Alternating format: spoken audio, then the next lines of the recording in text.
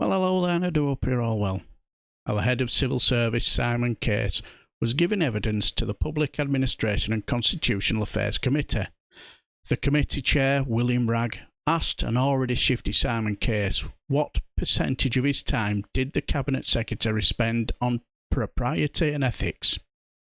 Now, given that William Wragg interview with Lord Geidt was quite painful in the last liaison committee meeting, and since then we witnessed Boris Johnson booed, Boris Johnson no confidence vote, more Boris Johnson partygate latest scandals to hit the news in future, that is without a doubt, and Lord Geidt resigning.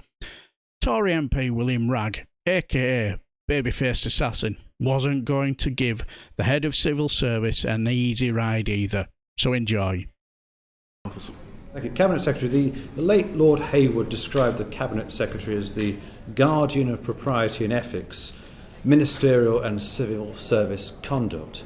And at your last appearance you told us you had been advised by predecessors that propriety and ethics matters most and is sometimes the most difficult aspect of the Cabinet Secretary's role. Have you found this to be the case? Well, I would probably say a big fat yes. Definitely is my straightforward answer to that, and I'm happy to expand on why. I'm sure that would be of interest. Yeah. And I'm sure Darren, the man who spends 100% of his time on it, may want to comment as well. I think the propriety and ethics issues are difficult for a couple of different reasons. The first is some of the issues you deal with are very sensitive and highly personal. And you're dealing with matters that can define people's career. So just at a human level, there's a real, challenge to dealing with these issues and making sure they're dealt with properly, but also compassionately. I think the second reason is a more sort of structural question, which is sometimes the propriety and ethics world involves managing what can be a sort of a juxtaposition in the civil service code, where the duty to support the government of the day to the best of your ability and upholding the values can create challenges and conflict rather than juxtaposition. Well, it's not a permanent conflict. It's just sometimes, the juxtaposition. Let's not quibble about the language. Sometimes there can be a tension that you have to manage, and I don't think it would be any great secret to talk about the current circumstances. The government of the day is one which is not remotely afraid of controversial policies. No shit, Sherlock. It believes it has a mandate to test established boundaries. It I think you're being a bit too kind there. Takes a robust view of the national interest and how the government should protect, and focuses very much on accountability to people and Parliament, not on the sort of unelected advisory structures. What are the established boundaries?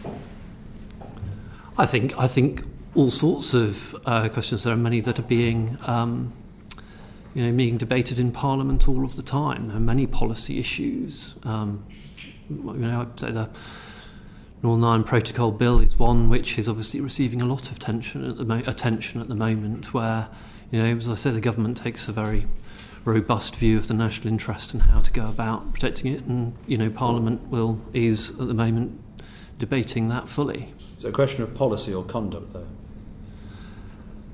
Actually, in most of these issues, both questions end up coming up. I think sometimes we can get a bit confused about the propriety and ethics and focus, as you say, just on conduct, but actually it's conduct as it reveals itself through policy decisions is what matters. Is due process being followed? Are the right people being consulted in the right order? Are the decisions being taken in a way that are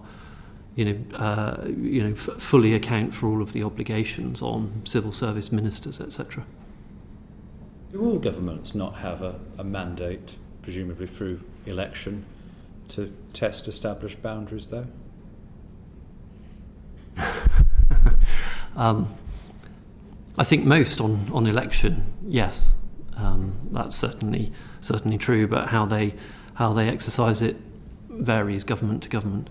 How would you characterise its current exercise? I think I already have. I mean, it's a government that isn't afraid of taking on sort of controversial policies dealing with issues that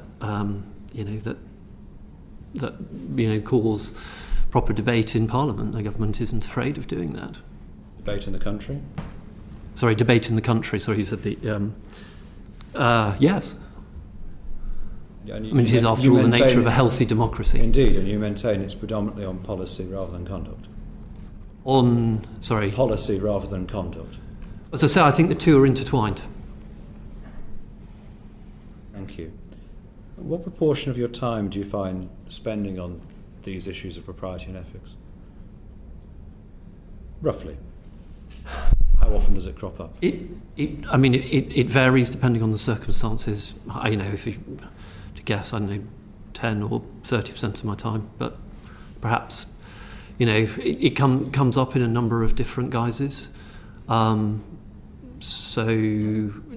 example, difficult policy issues where policy ambition raises questions around ethics or legality. In those instances, spend a lot of time with officials and ministers on those processes. As I say, it's where propriety and ethics is intertwined with policy making and delivery. The second area would be sort of specific casework. This is mostly sort of Darren and his team deal with that, but there are times when that casework has to come to me because I need to take action. And finally, an area where I've spent a lot more time recently is focusing on questions around training and culture. I think this has come up over and over again in a number of issues that I'm sure we'll want to explore today. And I've spent a good deal of my time recently with senior colleagues and those people we're charging with revamping the way we do civil service training and induction to make sure that values and ethics are more fully sort of embedded in those training and induction programs.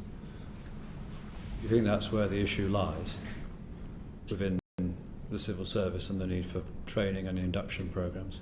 I think there are lots of different aspects to propriety and ethics. I think, the structures that you put in place are part of that. I think, culture is part of that. And, things like training are an important part of all of those things. So apparently our head of the civil service spends about 30% of his time making sure that himself and this extreme Brexit Tory government is behaving mildly decent and upholding the law. Most people don't really need to think twice about that department, do they? Most people just know what's right. But I wonder what his propriety and ethics think about our Priti Patel's Rwanda plan, or maybe breaking international law.